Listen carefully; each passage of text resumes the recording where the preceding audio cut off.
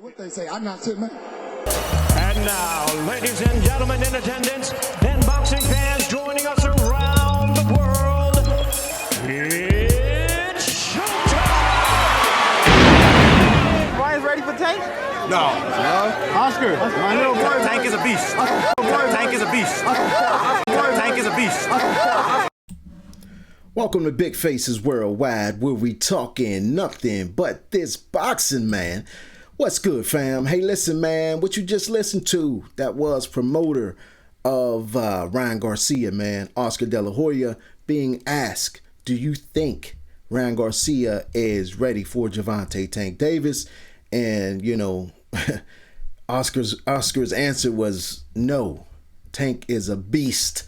That's what he said, man. This was, however, a year or two ago, but I do not think, Ryan Garcia has progressed that much in a year or two. I do see a lot of improvements. I do see the upside of going to train with the Reynosos, man. You could see that his confidence is on a million. You could see that his defense has got a little bit better and that, you know, he's sitting down on his punches a lot better. So, you know what I mean? The Reynosos, you can see the difference. You can see the difference. I just think that Ryan Garcia needs a little bit more polishing, you know, another year or two to be ready for the top guys, you know, not just Tank, but, you know, guys like Teofimo, guys like Devin Haney, guys like Lomachenko, you know, those guys. I don't think he's quite there yet. And he's had two sensational knockouts back to back.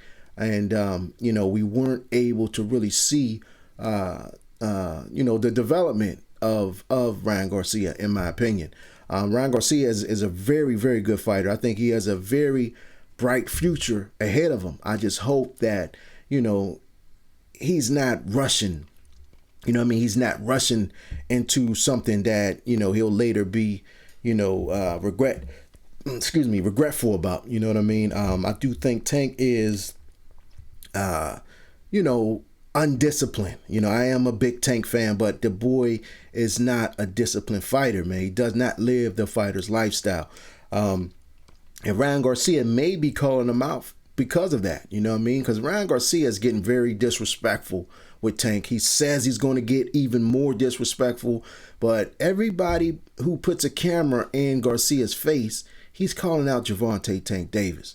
You know what I'm saying?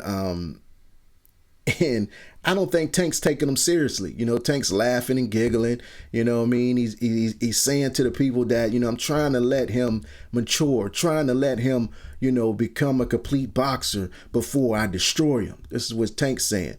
But, you know, Ryan Garcia says he's ready now, you know, and he could pretty much be ready now. I'm just saying, from the outside looking in, from my point of view, I just think he should wait, you know, a couple more fights, maybe a year, you know, at least another year with, you know, 3 fights in, you know, before you go into a top-notch fight, you know, like that. Well, people probably say, big face, Tank ain't fight nobody.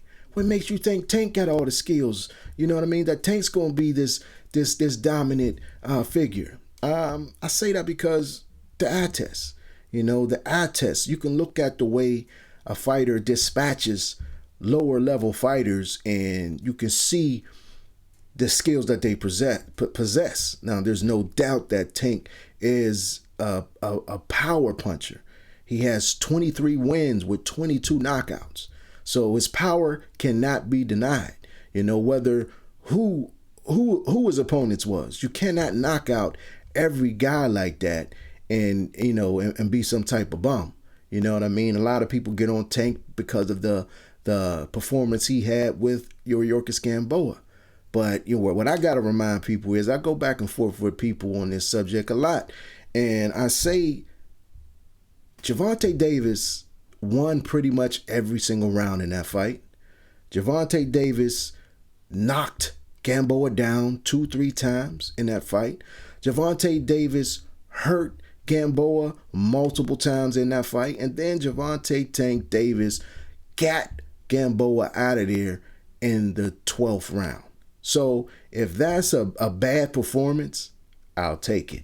You know, a lot of people's expectations for Gervonta Davis was just so high that, you know, people were disappointed that he didn't go in there and knock him out in 2, 3, 4, 5 rounds. You know what I'm saying? The fight went on longer as it should. They felt that, especially with, you know, Gamboa and his ankle injury, that Tank should have definitely had taken him out. And I agree. You know, I'm a Tank fan, but I do agree that Tank probably should have got him out of there, you know. But like I said, Tank is not a disciplined fighter.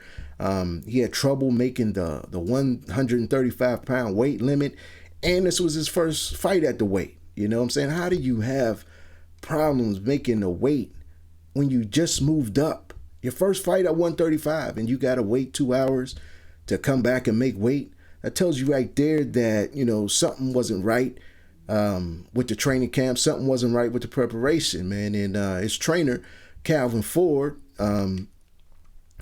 he talked about it. You know what I'm saying? They were asking him, where's Tank? Where's Tank? I don't know where Tank's at. I don't know what he's doing. You know, and this is the day of the weigh-in. You know what I'm saying? How don't you know where your fighter's at? How are you not with your fighter? Now, I don't know if some of the blame should fall on Calvin Ford, because I think he had like 4 or 5 fighters on that card. You know what I'm saying? Or if it's just Tank, you know, getting ahead of himself, becoming big-headed, becoming the superstar that he's becoming, and, you know, just doing what he want to do. But Calvin Ford, you know, if you got your prized possession, who is Gervonta Tank Davis, you don't schedule 4 or 5 other fighters on the same card. If you cannot give your cream of the crop, your prized possession, your 100% focus when he needs it, man, you know what I'm saying, when it counts, when everything's on the line, then I think that's a problem with you. You know what I'm saying? I will put that on Calvin Ford. Now, he's a great trainer. He's done a lot for Gervonta Davis. You know what I'm saying? I think he's a good, solid guy. But, you know what I'm saying, I think he dropped the ball on that Gamboa fight by scheduling them 4 or 5 other fighters on the card, man. When you cannot, you know, sit there and give your number one fighter, your prized possession, your total attention. You know what I mean? You got to be able to give them your total attention. This is where your money's coming in at. This is your meal ticket. You know, this is the guy right here. You know, I understand that you got these other kids coming up who you think will be, you know, big deals in the sport of boxing. But right now, Gervonta Davis is your guy. And you got to be there to give him your undivided attention. I just think that, you know, he dropped the ball a little bit in that Gamboa fight. There was something off between Cuddy, boss man Cuddy from The Wire, and Gervonta Tank Davis. Something was going on with them, you know, in the training camp. You know, not trying to give Tank excuses, but if you're real and you're down to earth and you understand what I'm saying, you know, Calvin Ford, if you got 4 or 5 fighters fighting on the same card, there's no way you can give your champion your prized possession your undivided attention, man. You know what I'm saying? And that's what he deserves. That's what he deserves as your number one fighter. But Ryan Garcia, he wants the Tank fight. You know, he wants Tank. He's saying he won it. He's saying a lot of things on social media, man. And the speculation is he just talking trash because he knows nothing's popping? Or does he really want this fight? I really think he wants to fight Tank. You know, and the reason why I say this because he's been calling Tank out for a couple of years. You know, he got his foot on Tank's neck. Just like Devin Haney got his foot on Garcia's neck. He don't want to mention Devin Haney's name too much, but Devin Haney's been on Garcia's neck, and Garcia has been on Tank's neck. But I don't think Tank is taking Garcia really seriously. I think Tank is more worried about putting on a pay-per-view show with Leo Santa Cruz. That's what he's worrying about, making that big money, making that pay-per-view money for the first time. So therefore, he's not taking Ryan Garcia seriously. Now, everybody in the boxing circles, man, we all pretty much know or think that Tank will go in there and make short order of Leo Santa Cruz. And should he do so, I would love to see that Garcia-Tank fight just because of Garcia's approach to it. He seems like he really won it. Do I think he's ready for it? No, absolutely not.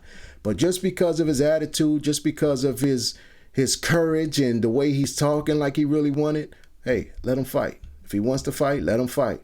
You know, if he lived to regret it, then that's on him. He wants it, put him in there. We'll see what happens, man. But listen, I appreciate everybody tuning in. If you're on social media, Instagram, Twitter, check your boy out, man. At Big Faces Worldwide, all one word. But in the meantime and in between time, stay blessed and keep on supporting this sport that we love called boxing. Peace. I holla back.